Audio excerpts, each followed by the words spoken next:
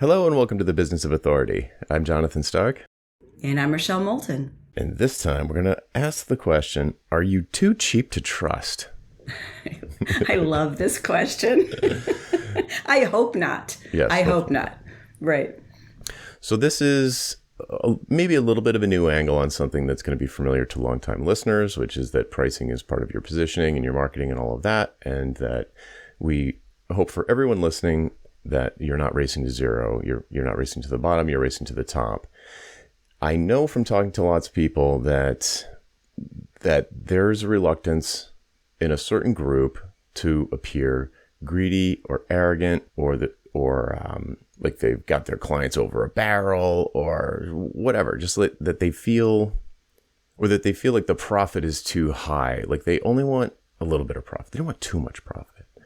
What? And, yeah, right. And so as your services become more advisory, your profit margins are going to automatically increase compared to like hands work. Like brains work is just less work.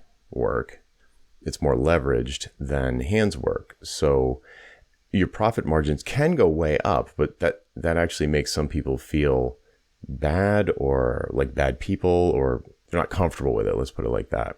And so I'm always looking for, and I just don't see it like that. I don't either. I'm actually being quiet because I'm kind of dumbfounded. You know, as long as you're not doing anything unethical, illegal, immoral, if the market will bear that price and it's appropriate, you can always take that money and turn around and donate it to something if you don't want to keep it for yourself. Right. Yeah. Right? Send it to a charity if you feel bad. Yeah, absolutely. Yeah. I agree with you, so I don't want to debate it. I can tell you that there are plenty of people that do feel like having too much profit is unethical. It's a worldview, or it's a mindset. Totally get that. So I was writing a daily email and I had a funny idea. I just had this picture in my mind of walking out of like a Starbucks and there being a flyer stapled to a telephone pole with those little like raggedy snippet pieces hanging off the bottom that was for like $5 nose jobs or like, cosmetic surgery on a budget. For under $10, you can have LASIK and rhinoplasty and liposuction, and for a grand total of $17 for all three procedures. Woo-hoo. And what would your reaction be to that? Like, I know what mine would be. You just don't trust it. It's too cheap. Right. It's like you said before the show, discount sushi, no thanks. Uh-huh. I'm not looking forward to it. So the angle that I'm sort of taking on this, or in that particular message, was that for someone who is selling advisory services, which I think would be pretty common in our audience, that you could be selling your expertise packaged in ways that are very highly leveraged. For someone that's doing that, your buyer needs to trust the advice. I suppose that's self-evident, but it's, I think, articulating that is important. They need to trust your advice or nothing will happen. They probably won't hire you in the first place. But let's say they decided to hire you and you give them some strategic advice. If they don't trust it, they aren't going to follow it. So then everyone's just wasting everyone's time and money. And so if we tie in the idea of the $5 nose job, if you don't feel expensive to them, they're not going to trust you. It's too cheap. It's just too cheap. Yeah, for the thing. And we all tend to have this idea in our heads about what something should cost. So this pretty quickly gets into an important piece of positioning, which is knowing who your target market is, because it needs to be the fee needs to be something that feels pricey to them. But what's going to feel pricey to anyone is going to be different from person to person. In fact, you can use pricing to kind of niche down your audience. So if you have, let's say you've got published prices on your site for productized services, advisory kind of productized services, and you're attracting, let's just say, I don't know, you do some sort of marketing strategy or positioning for cosmetic surgeons, since we're talking about that.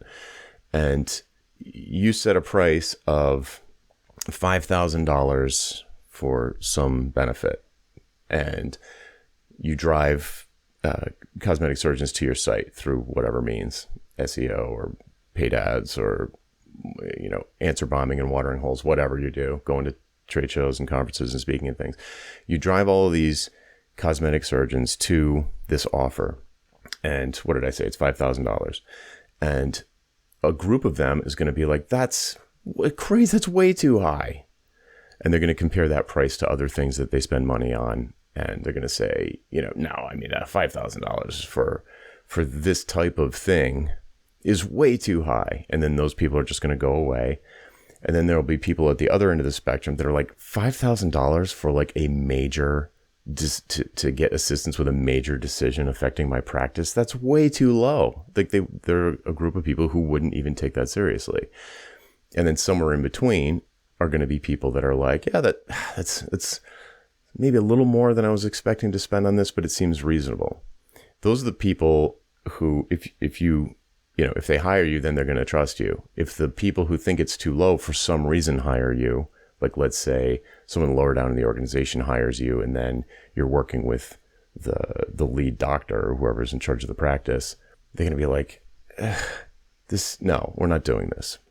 Anyway, the point of talking about not being affordable and not being too affordable is that it actually impacts your ability to assist with the transformation that your client is hiring you for in the first place. So don't do it. Just for the record, I'm mute a lot because of this noise behind me. Mm-hmm. But yeah, and I think that the interesting part of the example that you gave about the $5,000 cost is you can decide who you want to target, right? And sometimes what happens is we come up with a price first because we think, oh, my cost to do this is X number of hours at this rate. And so if I charge $5,000, that's okay. That's a good exchange. Whereas maybe, and you don't know until you try this, but maybe if you charge $25,000, the market could actually be bigger. Right, bigger. For that. Yeah. I mean, again, you have to do some research, you have to try, you have to experiment with some things, but it's absolutely possible that you're playing in too small a pond. Right. And by niching in a slightly different way, your pond is smaller, but it's big, giant, fat fish that regenerate themselves. So I want to hammer on that point a second because it's a great point. I want to make sure it lands for everybody. Let's say you're targeting cosmetic surgeons, someone who's doing well, right? You're targeting a market that has a booming business. Pricing yourself too low can just totally take you out of the running in their mind. So your market is smaller in this example, because you're limiting yourself to just the people, let's stick with cosmetic surgeons, you're limiting yourself to just the cosmetic surgeons I'm going to say doctors, just the doctors who aren't doing that well. And let's say you are selling some kind of marketing strategy or strategic advisory business model level stuff, and you're pricing yourself too low, the price is only going to seem trustworthy to people who might not even want that thing because they're not ready for it, or they don't see the value in such a thing. Like, let's say you do something that's in HR, some kind of advisory service in HR, and the price is so low that it only attracts people who don't even have that many employees. It's like the people who would consider buying this HR service thing don't really need it, and the people who do really need it don't take you seriously because your price is too low. So raising your price would actually increase the pool of big fat fish that'd be interested in hiring you, which that is already what you said, but I wanted to hammer on it because I can imagine that it's counterintuitive to a lot of people that raising your price would increase the demand. That's the opposite of what most economists would say. Well, there's also what I nicknamed the broken, tortured approach. That this was a client I worked with maybe 10 years ago, and she was brilliant at what she did, but she kept saying, I'm attracting the broke and tortured. And she would go through this whole thing and she would help them think about their problems. She'd do this proposal and they would never say yes. It's like, oh, it's not the right time. I don't have enough money. So what we did was we changed the language so it wasn't broke and tortured. But I've never seen it happen that fast. Like it was literally that first week. She had 4 new opportunities. And part of it was price, part of it was the language, but it was all positioning. Right. And it's really easy, especially if you like to help people, to go after the people that seem like they need the most help because they're broken, tortured. But those may not be the people who have the emotional bandwidth or the budget to hire you. Right, exactly. I often get, so when I'm working with strategic thinkers who come out of the software space, they recognize across the board, they all recognize the same thing, which is that if their clients would only hire them earlier, the clients would save tons of money because they wouldn't go through this kind of like, let's fix this disaster, which is way more work than just setting things up properly in the first place. You know, it's like a problem on the assembly line. If it's way at the top, it causes much more problem downstream than you know, if you fix the thing before the assembly line starts. And so as a rule, I always end up having a conversation with one of these people that they're like, Jesus, I want to attract people who haven't yet started their big project and then be able to help them before they've stepped on all these landmines. And my experience has always been that stepping on the landmines is what creates the value in their mind. Yeah. So unless the only way to kind of thread that needle, make both of those things true, is if your buyer has stepped on landmines in the past at another company and they've got a sort of similar scale project coming up and they don't want to do that again. So you get this greenfield situation where you can do everything clean from the start, but the buyer recognizes the value to pay your exorbitant fee because to them, it's a small price to pay to avoid the disaster they had at the previous company where maybe they got fired or the company folded or whatever. Mm. But I'm curious where do you place pricing in a positioning conversation? Like we both recognize and have said that it's part of your positioning, but when you're working with someone trying to get their business sort of firing on all cylinders, at what point do you talk about that in the list of things that you would talk about? Yeah, it's kind of like, it's why I divided my book into 3 parts: positioning, monetizing, and then selling. Because all things being equal, I know they never are, but I like to really understand the first pieces, the non-monetary parts of positioning first. So I want to understand, what's your vision? Where do you want to go? Who do you want to serve? What niche are you going to own? And get a sense for how all of those things tie into what they're already doing. And that gives me insight into how to monetize that. I like to know all that first before I comment about their existing methodology for pricing. Mm-hmm. And when I say methodology, it's, you look at their website if they post it and you can tell from that. And I look at the business and revenue model. That's also data I collect right at the beginning, as what is the business and revenue model? What revenue are you earning from various streams of income? How does that all come together? And then we look at it again after we've looked at all of those things. So you could absolutely look at it first. If somebody comes and says, oh, I'm bleeding money, that's probably where you would start. But I wouldn't look at long-term fixes in monetization until I looked at, all right, how do we want to position? Because sometimes people's positioning is off just by a couple of hairs. And when you fix that, boom, all of a sudden the money starts flowing in. Other times it's really that the positioning is okay, but the monetization strategy makes no sense.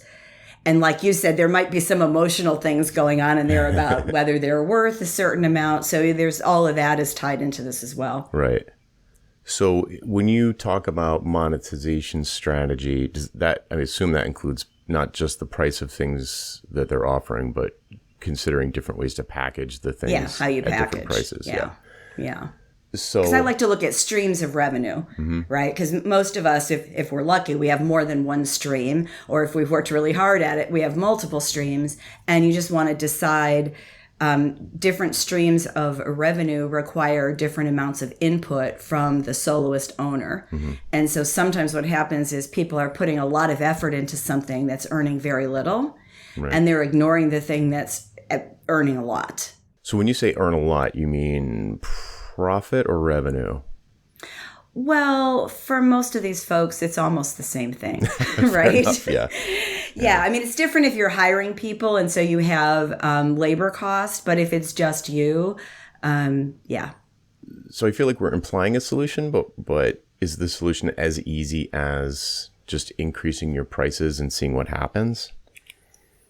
Well, I want to throw out this idea of a listening tour again. And I know somebody's probably saying, Rochelle, we've heard that a million times. But this is where this can really be helpful when you have a very specific thing to test. And I've told this story before, so I'll keep it short. But when I first did the mastermind and did my listening tour, I had the price set at half of what it wound up being, because people who I wanted in this group, who were right in the target market, said, I wouldn't buy that. I don't trust that I'm going to get the right people in a group if that's all they have to pay. Right. And I was like, gotcha. And so, it's hard to believe that until you get the answer out of the mouth of your ideal client. So I like to test those. And when you can be really specific, it's helpful. The other way to test it, and especially easy with productized services, is you just keep raising the price until people start saying no. Right. Pia Silva talked about that on our episode with her. It's just, you just keep going. And when the demand slacks off, and that's probably when you've hit your maximum. Now, what's interesting is when I say your maximum, there might be somebody else who's charging twice as much for something similar. So it's not a market maximum. It's your maximum for that audience, that product, and that price. Right. So it's the key illustration, if we can try and paint a picture for people in what you just said about like the productized service and raising your price. In the mastermind, people being like, well, I don't want to be in a room with people that just paid $50 or whatever. I know it wasn't $50, but and the thing that's counterintuitive and goes against, maybe I'm wrong, I don't know like that much about macroeconomics, but in general, it's like increasing the price will decrease demand. It's like inversely proportional. But there is also this concept of price points, which is kind of what we're talking about here, where if your price for, let's say, your productized service is $100 and it's not getting any traction, your natural inclination is like, well, I want to increase demand, so I'll decrease the price to $50. But if the problem that you're experiencing is that your price is so low that people don't trust the service or product or service, then pushing the price up will actually increase the demand and the profits, which is insane. Yeah. It's like magic when you do it and it works. It feels so counterintuitive. Right. Now, there will be a point on the other end of the spectrum where if you keep, let's say you keep, increasing it by 65% every time you sell one, and then it just goes up, up, up, up, up, up. And then now you start to see the volume of demand tapering off, but you look at your absolute, because again, like you said, the profit and revenue is probably basically tied. It's not like exponential on one or the other. Then you could be like, oh, okay, so like my demand has started tailing off, but it might make sense to increase the price anyway because you want to do less of it and make the same money. Or you could back off because you like a particular level of demand. It gives you a sense of predictability and therefore security. So you could back off. But the point of this episode is to really hammer on that place where you're too low, your price is too low to generate any demand from the audience you're attracting. Yes. Right. So like you said, that's the other point that you made there about somebody else could be selling this for a lot more money. And there are several reasons why that could be, but it could simply be, in your case, that the people that you are attracting, the normal distribution of what they think is the perfect price will be different if you start attracting different people. So, it could be that you push the price up and you find an equilibrium where demand is high, is where you want it. You're always above capacity enough that you feel like, you're not overly dependent on any particular whale or anything, and you're making good money, but you're like, well, I'd like to work less, or, kids are about to go to college or something, I've got some big expense coming up. I want to make more money for whatever reason, or do you just want to? Then it might be not as simple as just raising your price, because you've perhaps demonstrated to yourself that you've gotten to a point of equilibrium with your current audience. Then you could go upmarket in the audience. Like maybe you're targeting top 10% of plastic surgeons. Now you're going to target the top 1% of plastic surgeons. And you've got all of the confidence that you can continue to have a going business and meeting all of your lifestyle goals with the 10%ers, but you're going to continue to serve them, but you're going to focus your efforts in attracting new clients on this maybe upmarket version, the very, very top of this particular market. Or you go to an adjacent market where the price sensitivity is even lower than plastic surgeons, but you can bring all of your body of work translates to some adjacent market. Like, let's say brain surgeons make 10 times more than plastic surgeons, and somehow whatever you do applies to them as well. So you could go, there's a path up there too. But it's like, this is why I love thinking about pricing all the time. It's like wild. Well, and it's because it's more than just, we think about it as, it's an economic issue, but it's a marketing issue. It's a pricing issue. Totally. It's not pricing. That's why I call it monetization, because pricing is a key part of that, but it's also how you package things. It's how you position yourself. It's who you really decide you want to help and the transformations that you do. And some people will focus on lower dollar value transformations because that's the thing they really love to do. Right. Great. Right? Great. Do that. And then you define your audience a little bit differently. You reach out to them a little bit differently.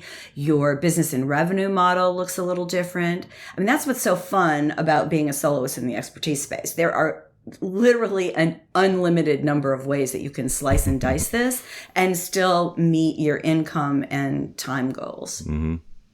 Cool. So it sounded like, not to loop back too much to the beginning, but it sounded like you didn't have a lot of experience with people for whom exorbitant profits felt like evil, like a sin. No, usually the people who find me are like, I want to make more. Right. Yeah, that's interesting. Yeah. Yeah. Well, and who knows? Maybe I'm not delving enough into the psychological background of my clients, but for the most part, no, they want to make money, and they want to do it ethically and morally and be able to sleep at night. I mean, I don't work with people who are sleazeballs.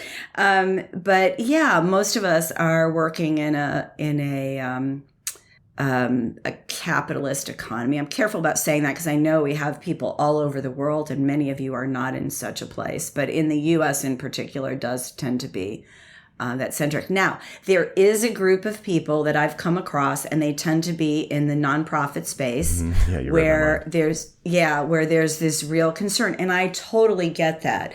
But I would also remind those people that some of the CEOs of those nonprofits are making well over $1 million a year. Right. So if you can afford to pay your CEO $1 million a year for presumably good performance, then they can afford to pay a consultant for the performance, for the transformation. Those are the same words in that sense. Mm-hmm. Then they can afford to pay you for your transformations. And coming in kind of hat in hand begging for money is not a good look. Right. Yeah.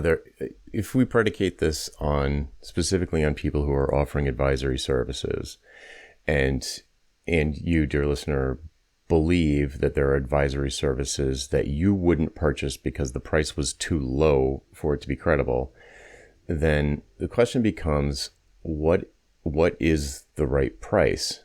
Right? It's not a question of fair. So like this is the thing. This is the objection that I get from when I'm talking to folks who see the world this way. It's like, well, that's not fair. It's too easy for me to do. It's so easy for me to do that. I would do it for free. Therefore, I'm only going to charge $10 or something. And I'm like, and trying to, I always, to try and like open their eyes to what they're saying. One of the things I'll often say is like, Well, if you only charge for the stuff that's hard for you, like that's where you get the bulk of your income is from the things that are really hard that you don't like doing, then you're building a trap for yourself. Yeah. You're building a business that you're going to hate doing. Mm-hmm. So that does, like, does that, I'm like, does that land? But the plastic, the $5 nose job example is like another of my attempts to point out that lower prices are not necessarily in your client's best interest. It's another way to put it. Yeah. Yeah, there's a lot of counterintuitive stuff here. And I think the thing that really helps when you're in the midst of it for yourself is to test your assumptions. Mm-hmm. And there are people with mindsets that, money is evil. Mm-hmm. And, if that's your mindset, it's going to be really hard for you to price things with keeping your transformations, the value of your transformations in mind. So be aware of that. And if you don't want to make money, you don't have to. But if you do, then sometimes some of those blocks get in the way of how we price. And again, I don't want to suggest that there's one right way for everybody. We all have our personal philosophies about money. Just be aware of what they are. So if they get in your way when you're running your business, and you make a conscious decision between your mindset and your business. Mm. Yeah, I feel like, the story you tell yourself about money, specifically around profits, that's where I find that people who fall into this category use the word fair or the term fair price a lot. And that always I'm like, there's no such thing as a fair price. That's like saying there's a fair size for a pair of sneakers. It's like, there's a fair price for this. What's a fair price for this hour of my time? Or what's a fair price for this strategy engagement? I'm like there's no such thing. Fair indicates that there's a referee and that there are rules and that someone is either breaking or adhering to the rules. And it's like, there are no rules. Obviously there's legal stuff, but. Yeah, it probably comes out of the product environment. Fair is, it's this much for materials, it's this much for the people, it's this much for the marketing, and then we're going to add 10% or 20%, whatever the number is, for profit, and that's a fair price. I'm sure it came out of that somehow, but it just doesn't apply anymore. Yeah, if you use cost first thinking to sell advisory or even educational products and services, you're doing it wrong. Like, that's it in both directions. So like, you could be creating something that is very difficult, very expensive to create, that there's just no demand for at any price, or that at a price, or only at prices that are lower than your cost, right? So you're kind of upside down on the investment, the product development investment. But more often the reverse is true. I mean, think about selling digital products, which is a thing that a lot of people in this space would do. Like, if only ebooks. And I mean, the marginal cost is zero. So the profit is almost approaching infinity. Well, here's an example if you need like a reminder that it's okay. Look at all these big publishers that sell Kindle books on Amazon. The price is almost always between $14 and $17 for air, one would argue, whereas the hardcover is maybe $25 or $30. So even a publisher who presumably has very high volume, it has no problem charging huge multiples of their cost, in quotes, to get that. So if you need an example. And it would be fun to kind of calculate the markup, but it's huge, right? Because the price might be as cheap as a penny. Mm-hmm. It's probably more because Amazon takes their cut, but right. They negotiate with the big publishers. So anyway, it's I'm sure it's at least 1,000%, if not more. Right. So it's okay. You don't have to tie your pricing to anything that's that concrete. In fact, I would argue it's the opposite. Right. If you tie your pricing to the value of the transformation that you're performing, you are much more likely to sell a whole bunch of your thing. You're much more likely to create products and services that are a win, like, every time. Mm. Right? Like, this is the whole crux. I don't think this is too far off topic. The whole crux of hourly billing that drove me out of that space was that the client could end up paying more than it was worth. Mm-hmm. That can't happen when you present a price in advance for a productized service or a product, it can't, or even a proposal for a project, it can't happen. If that's the price, it's not fair or not fair. It's acceptable or not acceptable. And yes. And if the client or the customer accepts the price, then it's fair. You know, assuming that it delivers on the promise. But it's not it's not a question of fair. It's acceptable or not. So what do you base that price on? If you're basing it on your costs and you are, here's where it really trips people up, is when they're transitioning from selling their hands to selling their brains, because they're used to marking up their cost, which is their time. So when you're making that transition, and let's say you work with me and I say you should really tack on a road mapping thing before you do one of these projects, so you can discreetly price the strategy piece or the design piece separately from the implementation piece. And they're like, okay. And two things happen. One, they're like, if I just did this, I would make less money. So like if they imagine like, well, wait a minute. Right. If I'm just going to transition into strategy and just sell these roadmaps, then I'll never sell enough roadmaps to match the revenue I get from implementation. And I'm like, that's sort of true. Like, I see what you're saying. If you just look at a slice of the phase of the transition, then you're right. But look at the difference in profit. The difference in profit is astronomical, where maybe they're making $100 or $200 an hour for implementation, but they're making $1,000 or $2,000 an hour, air quotes, effective hourly rate, for the road mapping thing. So the profits are 10x, but the volume is like, you know, 100th.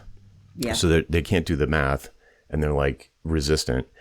But for the context of this episode, they're not comfortable with the 10x profit. They're like, well, you know, I shouldn't charge $10,000 for that. I should only charge $1,000 because it's only going to take me 5 or 10 hours, and I charge $200 an hour. And I'm like, no.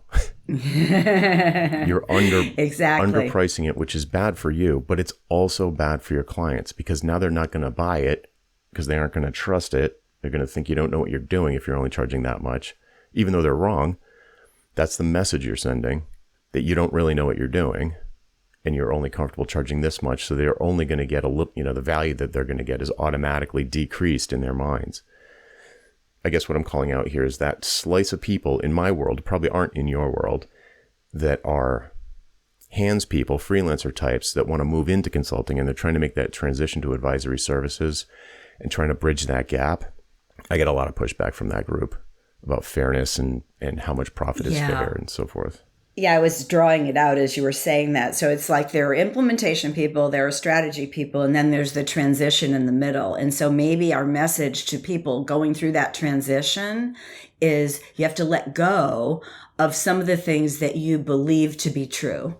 Yes. In order to move completely into the strategy space. I mean, maybe they don't want to. Maybe they want to keep their hands in implementation, but they want to do a little bit more strategy to see what it's like. Mm-hmm. And so, yeah, you kind of have to adjust your thinking in order to really make those experiments work, and then ultimately move all the way to the right on strategy if that's your goal. Right. And be, at least, like you said, at least be aware of the stories you tell yourself about money, because the huge win for you, especially if you're staying in implementation and you're using value pricing to price your projects, the hugest wins for you and your customer or your client are going to be when the job is very easy for you and you can do it very quickly, and the value for them is astronomical. Mm-hmm. And you can pick a price in the middle that both of you are wildly happy with. Yeah. So that's the home run. Like the idea, the growth strategy for a soloist who wants to stay in implementation is to value price projects for bigger and bigger clients. You grow your clients, and that is going to automatically increase the value that you're providing, and it's going to automatically allow you to charge more for it, as long as you let yourself. Yeah, that's the key. Right. That is the key. Well, and, really all of this, are you too cheap to trust? It all goes back to, what's what's your vision? Like, what do you want to have happen from your business? How much do you want to work? How much do you want to just be able to go play? Or how much do you want to integrate the two? How much money do you need to fund the lifestyle that you want and make the change in the world that you want to do? I mean, it's like you really do think about all these things strategically. And the thing is, even when we do that, things still change. Right. So the people we talked about that are in that transition stage, some of them will go, this strategy thing, this is not for me. I want to go back over to implementation. And you know what? I'm going to build a firm. Maybe I'm even going to have contractors. Maybe I'll even have employees because I love that work so much. And other people are going to say, oh, baby, I love this strategy stuff. And they don't look back. Yeah. Right. Yeah. Cool. Right. So it's not a question of like one way is the right way or not the right way, but just want to hammer home this concept that low prices are not always better for your clients. Yes. Amen. Cool. Should we stick a pin in it there? I say so. All right, folks. So that's it for this week. I'm Jonathan Stark. And I'm Rochelle Moulton. And we hope you join us again next time for the Business of Authority. Bye. Bye-bye. Oh, here they come. Here they come. Yeah. Right on cue. Oh, my goodness.